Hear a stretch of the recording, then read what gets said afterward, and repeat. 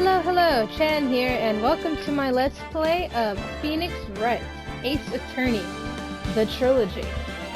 So, I played this game way back when, probably when it first came out, and I fell in love with this series.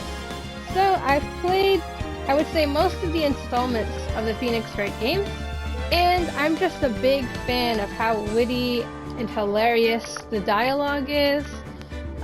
The characters are very funny and entertaining, and yeah, so I decided that I wanted to do a Let's Play of the Trilogy.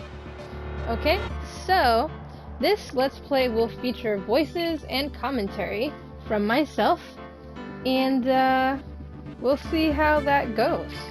So honestly, I haven't played the original 3 games in this series in quite a long time. So I don't remember 100% all of the different things that we'll have to do to get through the cases, but that's okay. That will be part of the ride. So, without further ado, let's start! You can choose which one you want to do. I kind of wish at this screen they would show the different covers of the game, like to kind of show the main characters that are in it. That's okay. So, the first game in the trilogy is Ace Attorney, the second is Justice for All, and the third is Trials and Tribulations. I really enjoyed that one. One of the main antagonists in this particular game is very interesting and funny. But anyways, so, let's play Ace Attorney. Episode 1, the first Turnabout. Yes. Oh, I already got a trophy, guys.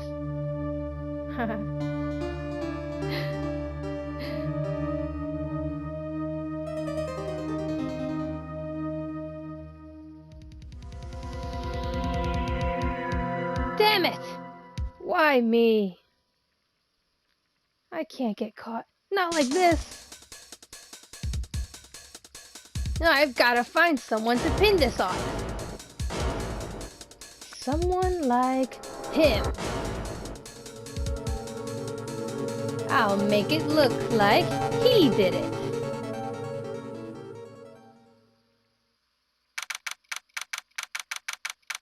August 3rd, 9:47 a.m. District Court, Defendant Lobby number 2. Boy, am I nervous. Right. Oh, hiya, Chief. Phew, I'm glad I made it on time. Well, I have to say, Phoenix, I'm impressed. Not everyone takes on a murder trial right off the bat like this. It says a lot about you. And your client as well. Thanks. Actually, it's because I owe him a favor. A favor? You mean, you knew the defendant before this case? Yes. Actually, I kind of owe my current job to him. He's one of the reasons I became an attorney. Well, that's news to me. I want to help him out any way I can. I just really want to help him. I owe him that much. It's over! My life, everything, it's all over! Is that your client screaming over there? Yeah, it's him. Death! Despair! Oh! I'm gonna do it! I'm gonna die! It sounds like he wants to die. Yeah. Nick! Hey there, Larry. Dude, I'm so guilty! Tell them I'm guilty! Give me the death sentence! I ain't afraid to die! What? What's wrong, Larry? Oh, it's all over. I'm finished! Finished! I can't live in a world without her. I can't! Who took her away from me, Nick? Who did this? Aw, Nick, you gotta tell me. Who took my baby away? The person responsible for your girlfriend's death? The newspapers say it was you. My name is Phoenix Wright. Here's the story. My first case is a fairly simple one. A young woman was killed in her apartment. The guy they arrested was the unlucky sap dating her. Larry Butz, my best friend since grade school. Our school had a saying, when something smells, it's usually the butts. In the 23 years I've known him, it's usually been true. He has a knack for getting himself in trouble. One thing I can say though, it's usually not his fault. He just has terrible luck. But I know better than anyone that he's a good guy at heart. That, and I owe him one, which is why I took the case, to clear his name. And that's just what I'm going to do. August 3rd, 10 a.m., District Court, Courtroom Number 2.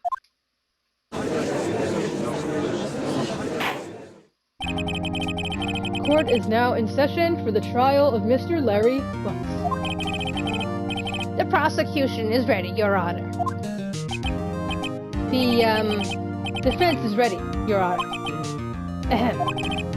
Mr. Wright, this is your first trial, is it not? Yes, Your Honor. I'm, a little nervous. Your conduct during this trial will decide the fate of your client. Murder is a serious charge. For your client's sake, I hope you can control your nerves. Thank you, Your Honor. Mr. Wright, given the circumstances, I think we should have a test to ascertain your readiness. Yes, Your Honor. Hand shaking, eyesight fading. The test will consist of a few simple questions. Answer them clearly and concisely. Please state the name of the defendant in this case. Ah, the defendant? Oh, Phoenix Wright. Sorry. Yeah, obviously it's Larry Butz. The defendant? Well, that's Larry Butz, Your Honor. Correct. Just keep your wits about you, and you'll do fine. Ow, my head. Sorry. Next question. This is a murder trial. Tell me, what's the victim's name? Here, I know this one. Glad I read the case report cover to cover so many times. It's... Wait. Uh-oh. No way! I forgot! I'm drawing a total blank here! Phoenix, are you absolutely sure you're up to this? You don't even know the victim's name? Oh, the victim. Of course, I know the victim's name. I, just forgot. Temporarily. I think I feel a migraine coming on. Look, the victim's name is listed in the court record. Just press the R1 button to check it at any time, okay? Remember to check it often. Do it for me, please. I'm begging you. Mr. Wright, who is the victim in this case? Alright, well, I'll double check it, even though I know. But this is my attorney's badge. Says no one would believe I was a defense attorney if I didn't carry this. I don't know what that's supposed to say about Phoenix Wright, but okay. And then Cindy's autopsy report. Time of death, 7:31, between 4 and 5 p.m. Cause of death, loss of blood due to blunt trauma. So, it's Cindy. So let's see the profiles. We have Mia Fey, my boss and a very good defense attorney. She's 27. I got Larry Butz, he's 23. The defendant in this case, a likable guy who has been my friend since grade school. Cindy Stone, age 22. The victim in this case, a model. She lived in an apartment by herself. And then we have Winston Payne, age 52, the prosecutor for this case. Lacks presence. Generally bad at getting his points across. He's like the running joke in this whole series. He comes back again and again. And his ancestors and people in his family, I guess. But anyways, Cindy Stone is the name that we're looking for here. So, let's go back. Mia Fey, Cinder Block, Cindy Stone. That's pretty clever. The victim's name is Cindy Stone. Correct. Now, tell me, what was the cause of death? She died because she was... Okay, poisoned, hit with a blunt object, strangled. Hit with a blunt object. She was struck once by a blunt object. Correct. You've answered all my questions. I see no reason why we shouldn't proceed. You seem much more relaxed, Mr. Wright. Good for you. Thank you, Your Honor. Because I don't feel relaxed, that's for sure. Well then. First, a question for the prosecution. Mr. Payne? Yes, Your Honor. As Mr. Wright just told us, the victim was struck with a blunt object. Would you explain to the court just what that object was? The murder weapon was the statue of the thinker. It was found lying on the floor, next to the victim. I see. The court accepts it into evidence. Okay, so now it's added to the court record, so we can look back at it at any time. It says, a statue in the shape of the thinker. It's rather heavy. Right. Be sure to pay attention to any evidence added during the trial. That evidence is the only ammunition you have in court. Use the R1 button to check the court record frequently. Mr. Payne, the prosecution may call its first witness. The prosecution calls the defendant, Mr. Butz, to the stand. Chief, what do I do now? Pay attention. You don't want to miss any information that might help your client's case. You'll get your chance to respond to the prosecution later, so be ready. Let's just hope he doesn't say anything unfortunate. Uh-oh. Larry gets excited easily. This could be bad.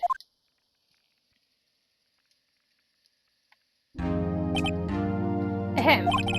Mr. Butz, is it not true that the victim had recently dumped you? Hey! Watch it, buddy! We were great together! We were Romeo and Juliet! Cleopatra and Mark Anthony! Didn't they all die? I wasn't dumped. She just wasn't taking my phone calls. Or seeing me. Ever. What's it to you anyway? Mr. Butz, what you describe is generally what we mean by dumped. In fact, she had completely abandoned you, and was seeing other men. She had just returned from overseas with one of them the day before the murder. What do you mean, one of them? Lies! All of it lies! I don't believe a word of it! Your Honor, the victim's passport. According to this, she was in Paris until the day before she died. The victim apparently arrived home from Paris on July 30th, the day before the murder. Indeed, she appears to have returned the day before the murder. Dude, no way! The victim was a model, but did not have a large income. It appears that she had several sugar daddies. Daddies? Sugar? Yes, older men, who gave her money and gifts. She took their money and used it to support her lifestyle. Dude! We can clearly see what kind of woman this Miss Stone was. Tell me, Mr. Butz, what do you think of her now? Right. I don't think you want him to answer that question. Yeah, Larry has a way of running his mouth in all the wrong directions. Should I stop him from answering? Wait and see what happens? She's advising me not to let him answer, so I'm gonna stop him. My client had no idea the victim was seeing other men. That question is irrelevant to this case. Ugh. Dude, Nick, what do you mean, irrelevant? That cheating she-dog! I'm gonna die! I'm just gonna drop dead! Yeah, and when I meet her in the afterlife, I'm going to get to the bottom of this. Oh no. Let's continue with the trial, shall we? I believe the accused motive is clear to everyone. Yes, quite. Oh boy, this is so not looking good. Next question. You went to the victim's apartment on the day of the murder, did you not? No. Well, did you, or did you not? Well, maybe I did. And maybe I didn't.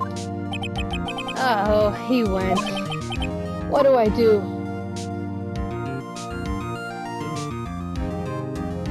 I don't know. I kind of want to see what he says. And Mia didn't tell me anything. I'll send him a signal. Lie. Like a dog. Well, see, it's like this. I don't remember. You don't remember. Well then, we'll just have to remind you.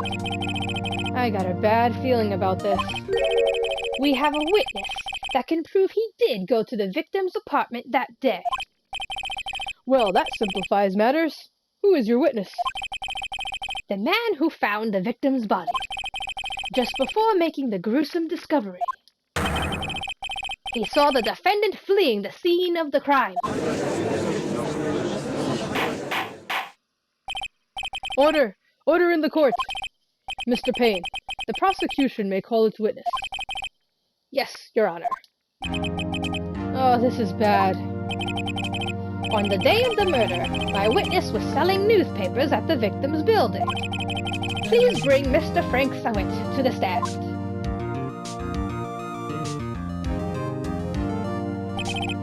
Mr. Sowett, you sell newspaper subscriptions, is this correct? Oh, yes. Newspapers, yes. Mr. Sowett, you may proceed with your testimony. Please tell the court what you saw on the day of the murder.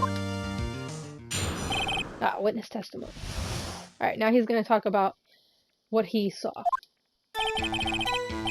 I was going door to door, selling subscriptions, when I saw a man fleeing an apartment. I thought he must be in a hurry because he left the door half open behind him. Thinking it strange, I looked inside the apartment. Then I saw her lying there, a woman, not moving, dead. I quailed in fright and found myself unable to go inside. I thought to call the police immediately. However, the phone in her apartment wasn't working. I went to a nearby park and found a public phone. I remember the time exactly. It was 1 p.m. The man who ran was, without a doubt, the defendant sitting right over there.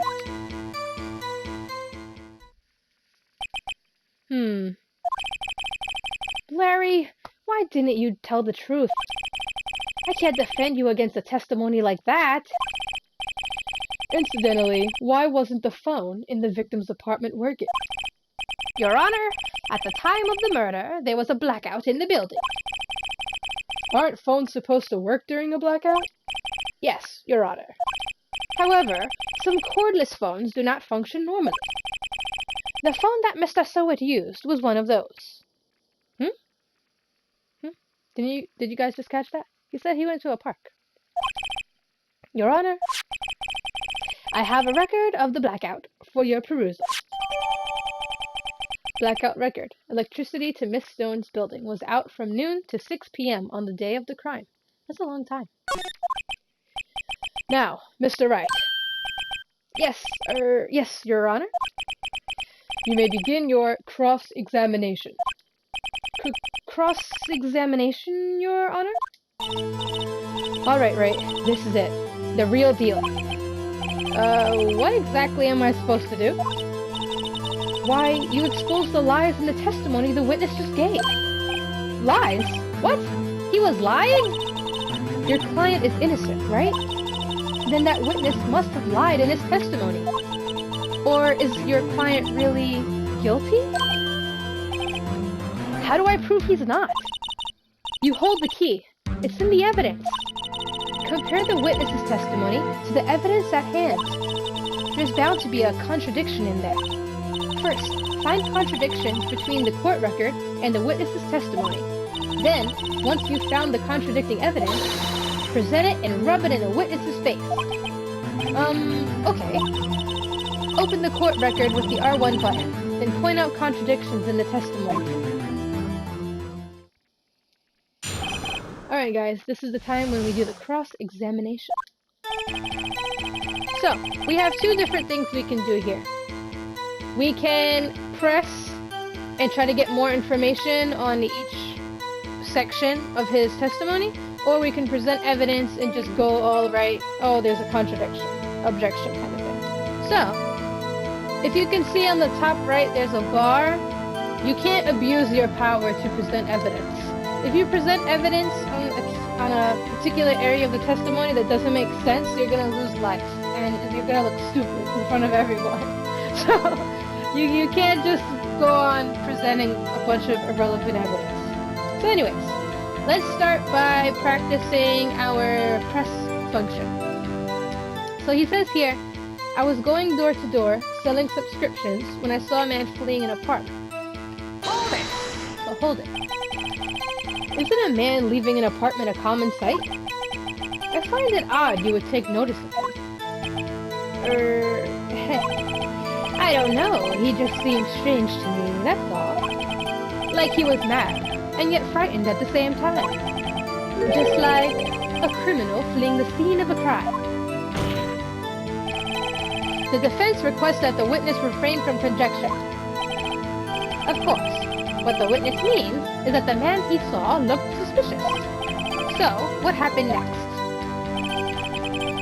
I thought he must be in a hurry because he left the door half open behind him. Half open, you say?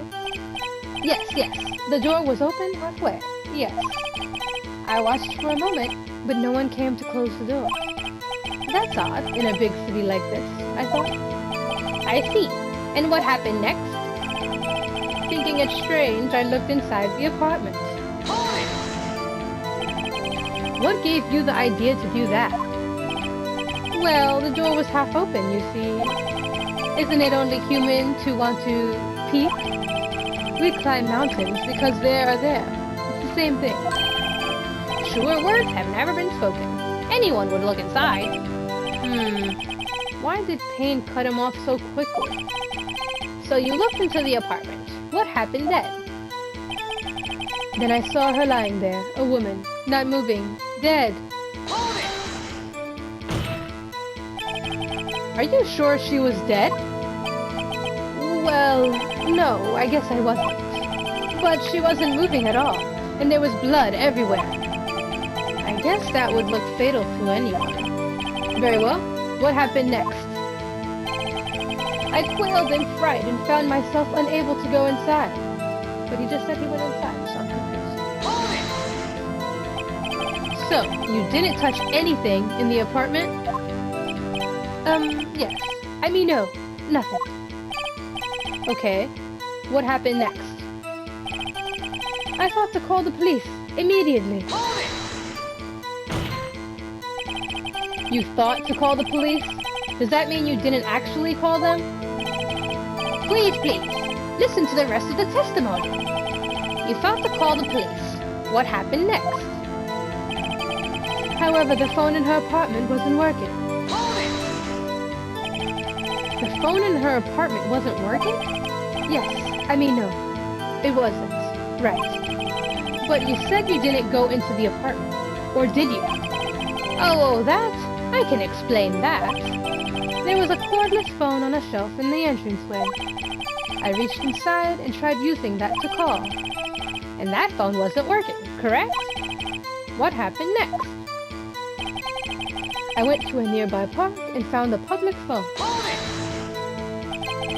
Why use a public phone? Well, you see, I don't have a cell phone.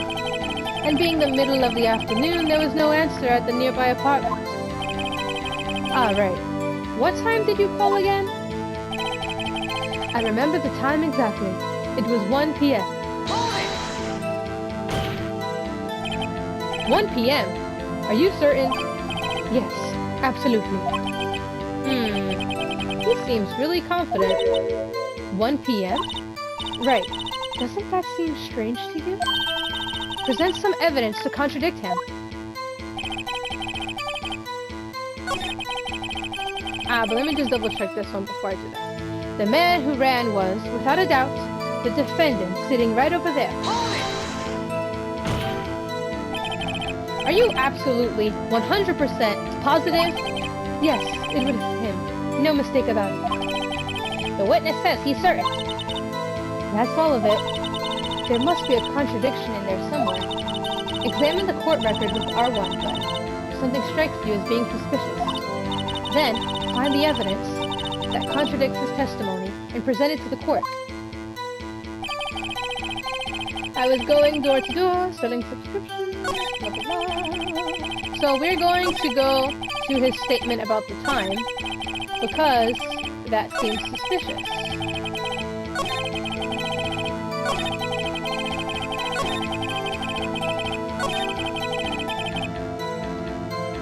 Okay, so we are going to present the time of death. Because he called apparently at 1, but the time of death was between 4 and 5, so it seems a little strange. So, let's go. Objection! You found the body at 1 p.m. You're sure? Yes, it was 1 p.m. for certain. Frankly, I find that hard to believe. Your statement directly contradicts the autopsy report. The autopsy notes the time of death at some time after 4 p.m. There was no body to find at 1 p.m. How do you explain this 3-hour gap?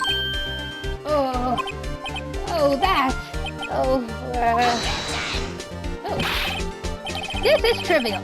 The witness merely forgot the time. After his testimony, I find that hard to believe. Mr. Sowit, why were you so certain that you found the body at 1 p.m.? Gee, that's a really good question. Great job, Wright. Way to put him on the spot. That's all you have to do. Point out contradictions. Lies always beget more lies. See through one, and their whole story falls apart. Wait, I remember now. Would you care to give your testimony again? Okay. The time of discovery. You see, when I found the body, I heard the time. There was a voice saying the time. It was probably coming from the television. Oh, but it was 3 hours off, wasn't it? I guess the victim must have been watching a video of a taped program. That's why I thought it was 1 p.m. Terribly sorry about the misunderstanding.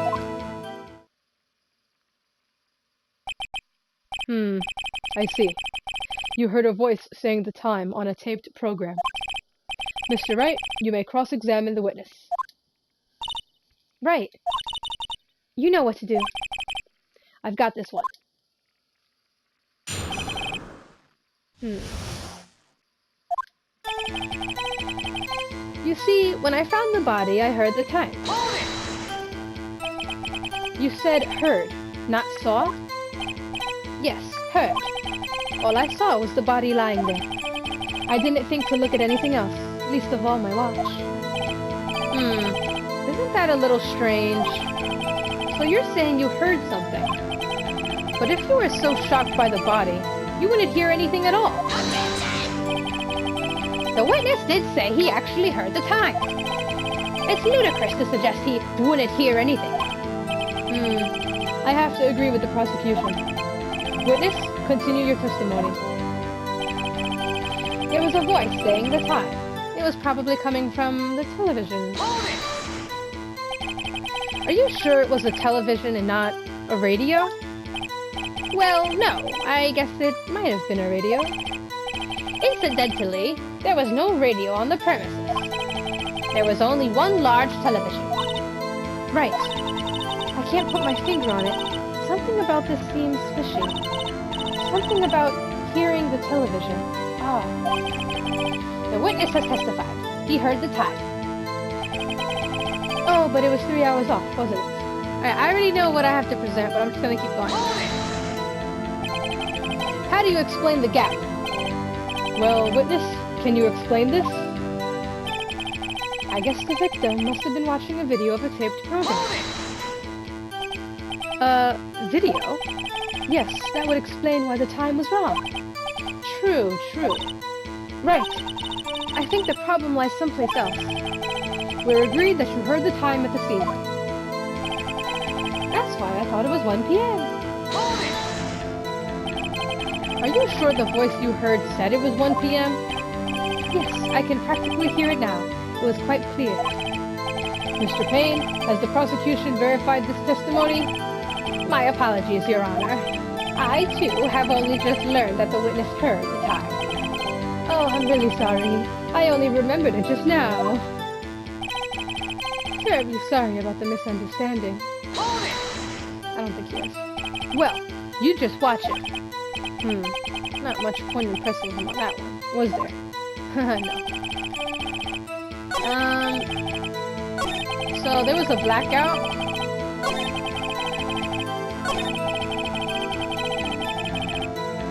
So that doesn't make sense. Here we go. Objection! Hold it right there. The prosecution has said there was a blackout at the time of the discovery. And this record proves it. You couldn't have heard a television or a video.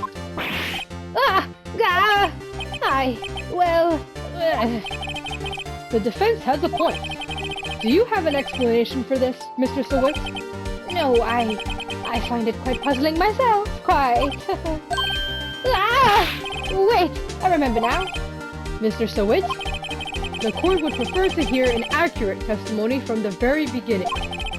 These constant corrections are harming your credibility. And you seem rather distraught.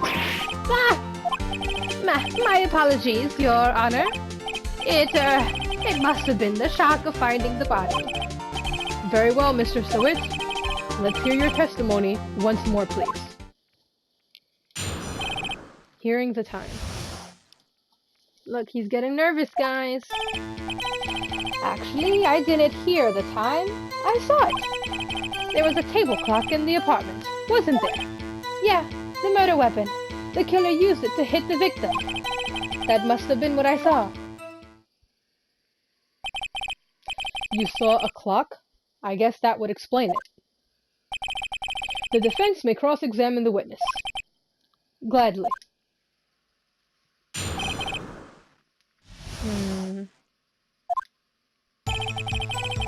Didn't hear the time, I saw it. Let's see. That strikes me as a very suspicious mistake. Yes, I can see how you'd be a little doubtful. I'm really sorry. I only just remembered that table clock. A table clock?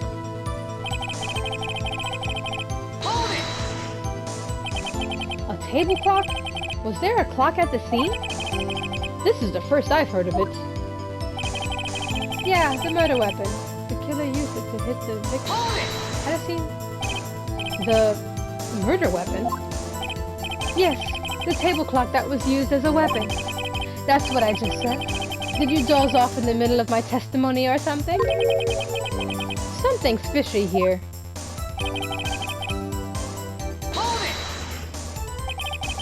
Why didn't you tell us that in the first place? I guess it just slipped my mind. I'm not really sure how it happened myself. The witness says he saw the table clock. End of story. Now, find the contradiction.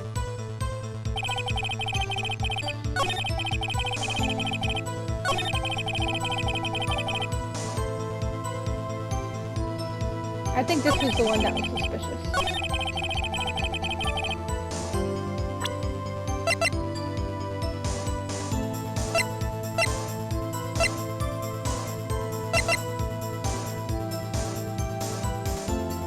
I guess I present this. Objection! Wait just a moment. The murder weapon wasn't a clock. It was this statue. Now, how is this supposed to be a clock? Wah! You, with your objections and your evidence, just who do you think you are? Just answer the question, Mr. Sawit. Hey, I saw it there, okay? That's a clock. Your Honor, if I may. Yes, Mr. Payne. As the witness stated, this statue is indeed a clock. The neck is a switch. You just tilt it, and it says the time out loud. As it doesn't look like a clock, I submitted it as a statue. My apologies. I see. So, the murder weapon was a table clock after all. Well, Mr. Wright, it appears that the witness' testimony was correct. This is a clock. Do you have any problems with his testimony now? Yes, I think I do, right? Your Honor, there is a gaping hole in the witness's testimony. The only way he could have known the weapon was a clock is to hold it in his hand. Yet, the witness testified that he never entered the apartment. Clearly, a contradiction. Indeed. The witness knew it was a clock because he went into the apartment.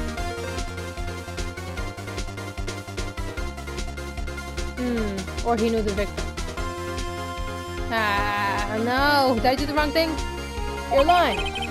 Oh, never mind. You were inside the apartment on the day of the murder. Oh yeah? Prove it. Prove I went in there. I'll do better than that. I can prove you were the one who killed her. You struck her with the clock, and the shock of the blow triggered the clock's voice. That was the sound you heard. Order in the court. Intriguing. Please continue, Mr. Wright. Yes, Your Honor. Mr. Sawit, the sound must have left quite an impression on you. Understandable, since the murder weapon spoke just as you hit the victim. That voice was burned into your mind. That's why you were so certain about the time. Ooh, what's the meaning of this? This is all baseless conjecture. Baseless? Just look at the witness's face. Would the witness care to elaborate? Did you strike the victim with the clock? That day, I never! Look, the clock, I heard no, I saw.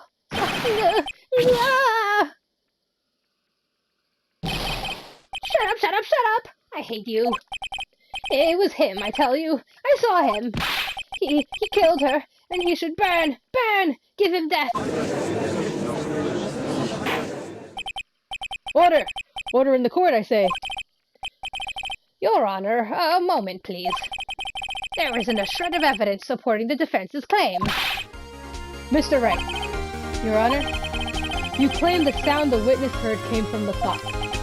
Do you have any evidence? The whole case is riding on this. I'd better think it through carefully. Your Honor, the sound Mr. Sawit heard was definitely this clock. A fact which is clear if you simply... Well, don't ask the neighbors. What does that have to do with anything? Try to examine the clock's batteries? All you have to do is examine the batteries. The batteries are in the right way. The clock seems to be working fine. What exactly did you mean, Mr. Wright? That the clock was working fine. Yes, and? Oh no! Oh no, I didn't know that would be bad. I'm sorry. I think I got confused back there with all those testimonies. Mr. Wright, I expect more from a lawyer in this court, even if it is your first day. I'm afraid I have to penalize you. Try to think things through more carefully. Ah, man. Well, that's what happens when you answer incorrectly. Yes, Your Honor. As I was saying...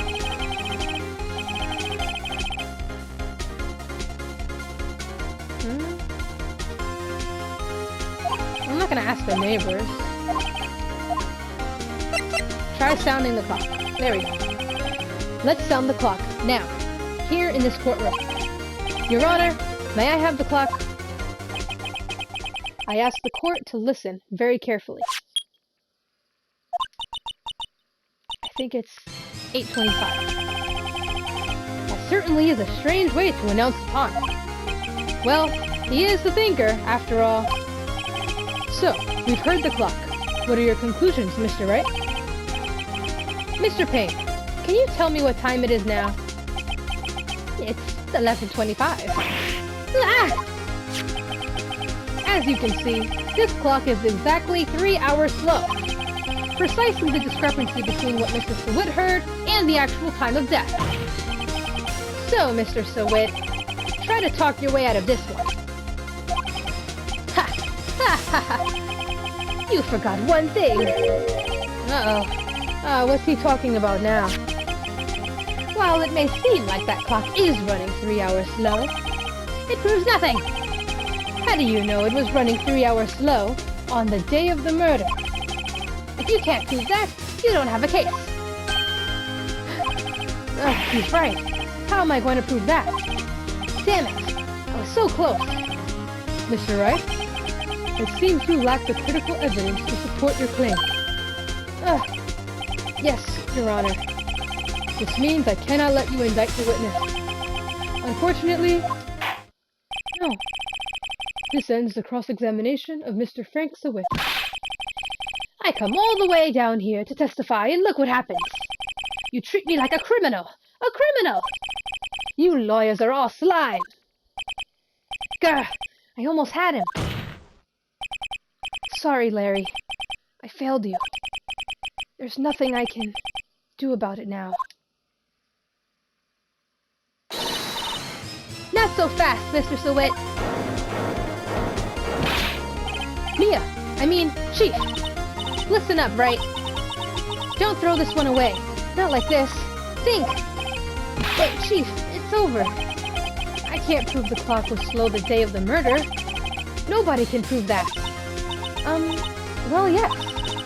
But that doesn't mean you can't still win. Try thinking out of the box. Don't waste time doubting the facts.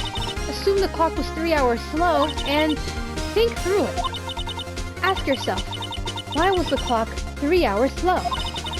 Figure out the reason, and you'll have your proof. Right? Can you think of a reason as to why the clock would be 3 hours slow? Yes, actually I can. Wait! Maybe I can prove it. You must have evidence somewhere that can prove it, right? Find it and let them have it. Well, Mr. Wright, you say the clock was already running slow on the day of the murder. Have you found evidence to support this claim? Of course. There is a piece of evidence in the court record that can prove my claim beyond a doubt. Ha! Tough words. Let's see you pull this one off. Let's see this evidence that proves why the clock was running slow.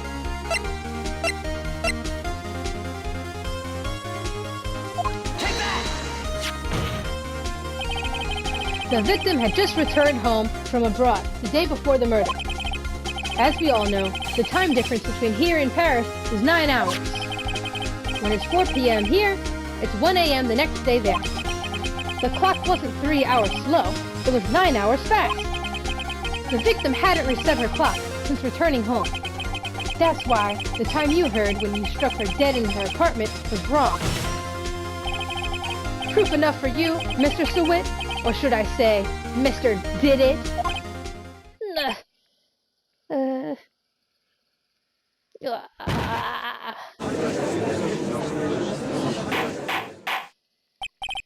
Oh, order, I say.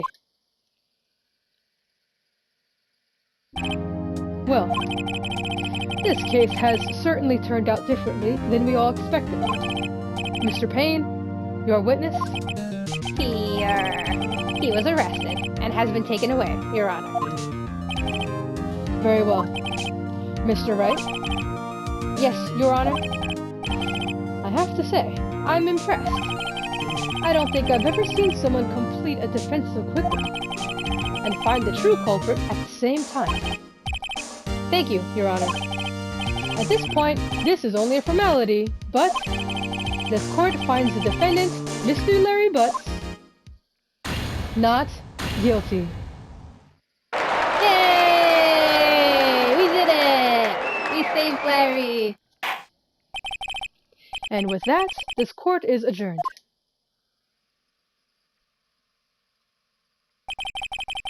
It turns out that Frank Sawit was a common burglar. He posed as a newspaper salesman to check and see when people were out of the house. That day, when Larry went to her apartment, the victim wasn't home. After he left, Mr. Sawit let himself in to do his dirty work. While he was searching her place, the victim returned. Flustered, Mr. Sweet grabbed the nearest blunt object he could find.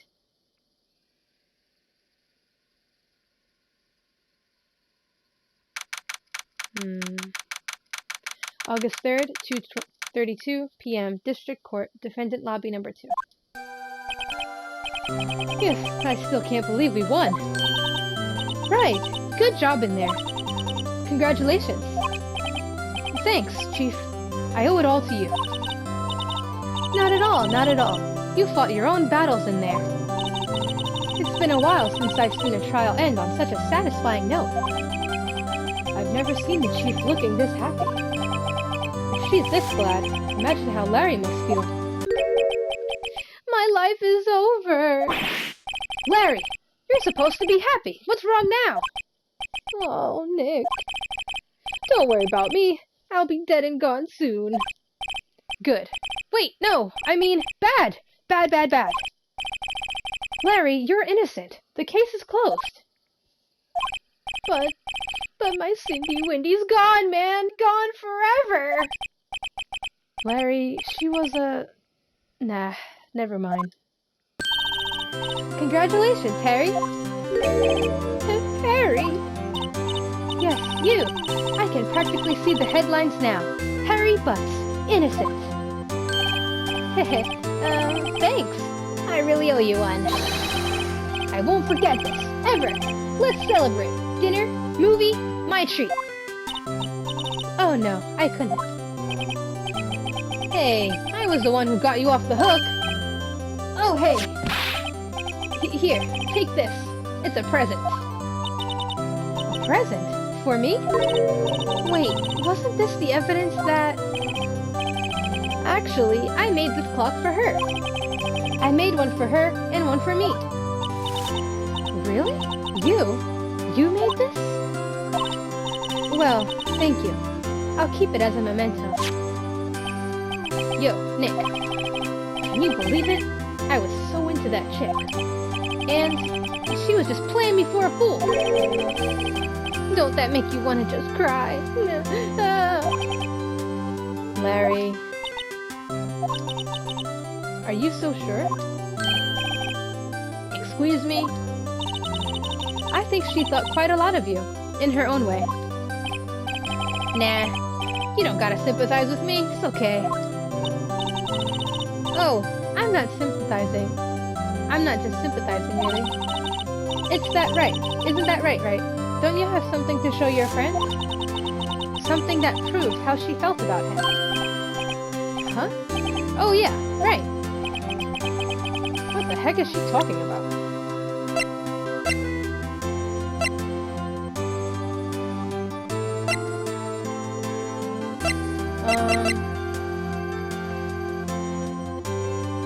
Is it the clock?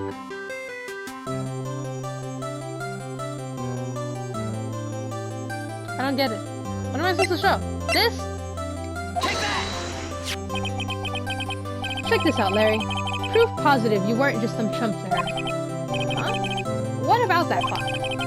This is the clock you made for her, Larry. And she took it with her when she traveled. Whatever. She probably just needed a clock, that's all. You think so? It's a pretty heavy clock to take traveling. Well, make of it what you will. Hey, Nick. I'm glad I asked you to be my lawyer. Really, I am. Thanks. Hope that made him feel a little better. Right? I hope you see the importance of evidence now. Also, hopefully you realize things change depending on how you look at them. People, too. We never really know if our clients are guilty or innocent. All we can do is believe in them. And in order to believe in them, you have to believe in yourself. Right? Listen, learn, grow strong. Never let go of what you believe in. Never. Well, I think our work here is done. Shall we be off? Yeah, I guess so. Say, how about dinner? On me? We'll drink a toast to innocent Butz. Yeah. Oh, speaking of Harry, you were saying part of why you became a lawyer was because of him. Yeah. Part, at least. You'll have to tell me more about it sometime. Maybe over a drink? And so, my first trial came to a close. Larry slapped me on the back and said, "Gee, Nick, it's so good to have friends. But I'm pretty sure he's not going to pay us, unless you count the clock he gave Mia." I didn't know it then, but that clock was soon going to be at the center of another incident. And my promise to tell the chief about me and Larry would be one promise that I wouldn't be able to keep. The end.